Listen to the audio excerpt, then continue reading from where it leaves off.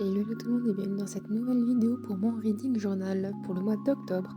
Alors déjà je me mets un peu dans l'ambiance avec une bougie donc de chez Yankee Candle qui est potion de sorcière. Elle sent très fort et avec une pointe de cannelle mais j'aime beaucoup. Je me suis fait aussi bien évidemment un bubble tea car même si elle est autant accélérée pour moi c'est relativement long. Voilà bref. Donc si je vous montre donc du coup ce que donne le mois de septembre, si vous avez vu ma vidéo aussi bilan, vous savez que donc je n'ai pas lu énormément de livres malheureusement, je n'en ai lu que deux. Mais en tout cas j'aime toujours cette présentation. Par contre je vais abandonner la page stats parce que bon voilà, quand on a lu deux livres les stats sont faits extrêmement vite hein, donc du coup je pense que je vais totalement abandonner pour le moment. Voilà, donc du coup comme mon reading journal malheureusement, entre guillemets, je l'ai fait un peu n'importe comment, voilà, vous avez pu voir donc tous mes challenges et tout que j'avais fait un petit peu enfin. Voilà, et donc maintenant je vais faire la page d'octobre que j'ai choisie en fait un peu sur le thème vraiment de l'automne. Bon, j'ai eu quelques petits soucis, déjà bah, mon imprimante était en fin d'encre, je pense que ça se voit parce que les couleurs sont un petit peu ternes. Et surtout que bah, j'utilise encore du Papershire, donc du coup avec les kits journal qu'on peut avoir sur le Patreon. Quelques-uns étaient bien évidemment gratuits sur le groupe Facebook, comme je dis à chaque fois. Et j'ai un peu hésité parce que le kit journal était sous le thème d'automne, mais vraiment le côté forêt automnale. Moi, je cherchais vraiment plutôt le côté cosy qu'on pouvait retrouver dans d'anciens kits. Mais il n'y avait pas toute cette grande page et tout. Donc j'ai fait un petit peu un mix des deux. Bon, le rendu est pas exactement comme je le souhaiterais, mais bon, ça me convient tout de même. Pour le washi tape, par contre, j'ai eu énormément de mal à choisir parce que j'avais acheté un washi tape donc sur AliExpress. Et c'était plutôt vraiment pour le côté très Halloween. Et en fait, l'orange ne correspond pas du tout, ni aussi bien au thème qu'en termes de couleur.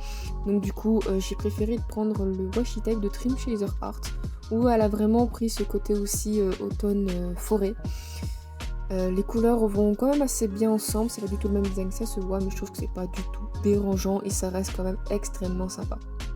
Bon, bien évidemment, je galère toujours avec voilà, la police d'écriture qui est Chiller, je l'avais acheté, je sais plus sur quel site, hein, que j'aime bien quand même si voilà, c'est vraiment pour le côté horrifique d'Halloween, mais je trouve que ça fait quand même quelque chose de particulier. Bon, bien évidemment, c'est des choses assez petites, donc je galère toujours autant, je pense que ça se voit. Mais bon, je suis quand même contente du résultat, la couleur que j'ai prise est pas mauvaise. Et voilà, donc j'en suis très contente. En ce qui concerne quand même voilà, ces illustrations, j'ai vraiment pris aussi tout ce qui est avec des chats, que plus le petit bunny, pour simplement, voilà, pour quand même rentrer dans le chapitre suivant, bien évidemment. Mais surtout que c'est ce que je préfère. Voilà, c'est les petits chats tout mignons comme ça, ils sont vraiment bien.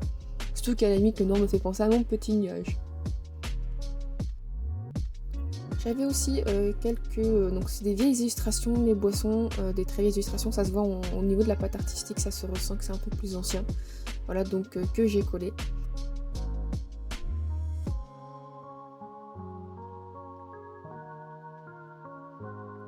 Alors bien évidemment, voilà, donc c'est ça que j'aime bien avec les kits jeux de journaling, c'est que du coup j'ai des grandes pages comme ça que je peux imprimer avec la taille que je veux et ensuite mettre mon jet de la palle.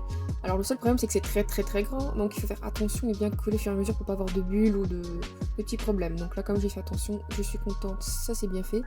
Et je les remplis aussi en amont, tout simplement pour voilà, avoir bien évidemment de la place pour bien écrire. Parce que le carnet commence à être extrêmement gros et ça me gêne un petit peu au niveau du poignet quand je suis vers le bas. Donc du coup, comme j'ai décidé de ne plus faire la page statistique, bah, automatiquement j'ai un petit peu tout décalé parce que je voulais pas avoir une page blanche à droite de mon carnet et je ne sais pas non plus remplir par quoi. Donc je me suis dit quitte à laisser une page blanche, moi laisser une page blanche plutôt du côté gauche. Et du coup voilà, pour faire du coup faire ma petite décoration. Alors comme je suis quelqu'un qui n'aime pas trop jeter, même si c'est des tout petits bouts, du coup voilà, les petits morceaux que j'avais, j'ai préféré les coller voilà, à droite et à gauche pour du coup au final compléter un petit peu la décoration. Et aussi bien pour que ça fasse un peu plus joli quoi, et puis pas de perte.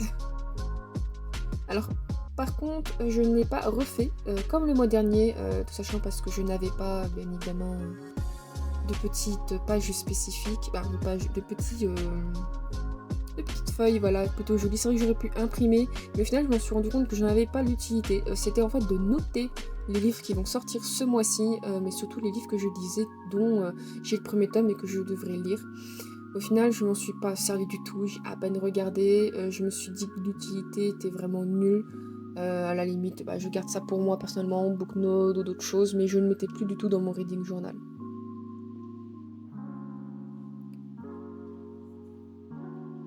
J'ai eu beaucoup de mal ce mois-ci vraiment à le préparer, ce reading journal.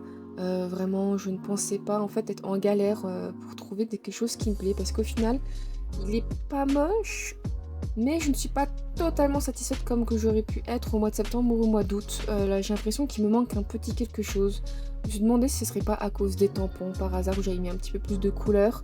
Là, il n'y a que du collage, je ne sais pas. Peut-être parce que aussi le style, vu que du coup je ne fais pas la feuille de statistiques, où je vais juste vraiment mettre juste les livres que j'ai lus. Mais bon, ça c'est le principe, ou voire même plutôt le problème d'un reading journal, c'est qu'à moins qu'on est vraiment sûr de ce qu'on fait, de savoir, on sera constamment en train de se chercher. Voilà. Quoi qu'il en soit, j'aime beaucoup quand même un petit peu le petit rendu qu'il a.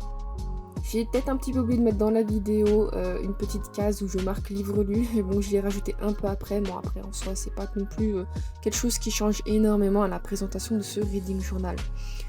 Au finalement, voilà, le rendu octobre pour un peu le côté automne.